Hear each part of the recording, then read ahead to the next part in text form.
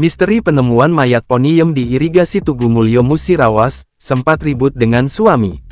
Warga dihebohkan dengan penemuan sesosok mayat di irigasi persawahan Desa Surodadi Kecamatan Tugu Mulya, pada Minggu tanggal 10 Desember tahun 2023 siang. Berdasarkan informasi, mayat tersebut ditemukan pertama kali oleh pemancing sekira pukul 11 WIB. Mayat ditemukan dengan kondisi telentang, dan kondisi badan yang sudah membengkak dan menimbulkan bau busuk. Sontak, penemuan mayat tersebut membuat heboh warga dan warga beramai-ramai melihat lokasi penemuan mayat. Kades Surodadi, Tamam, mengatakan mayat tersebut adalah Poniem 43, yang dulunya warga desa Surodadi. Namun, sejak suaminya meninggalkan korban menikah siri dengan pria warga desa D Tegalrejo, Kecamatan Tugu Mulyo. Kemudian, ia menetap di Desa Ketuan Jaya, Kecamatan Muara Beliti. Mayat itu Poniem, dulu warga kami.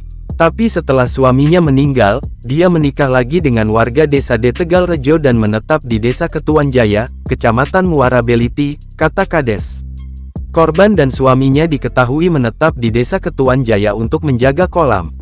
Berdasarkan informasi yang diterimanya, Poniem sempat kabur dari rumah dan sempat ribut dengan suaminya yang bernama Aman. Kemudian, ia kabur dari rumah tanpa pamit. Ditambahkan Kades, setelah pencarian selama 2 hari tidak ditemukan, pihak keluarga melaksanakan yasinan di kediaman suaminya di Desa Ketuan Jaya.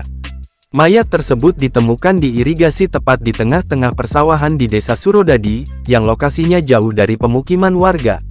Dedi Irawan warga Desa Surodadi orang kedua yang melihat mayat tersebut mengatakan, mayat pertama kali ditemukan oleh seorang pemancing.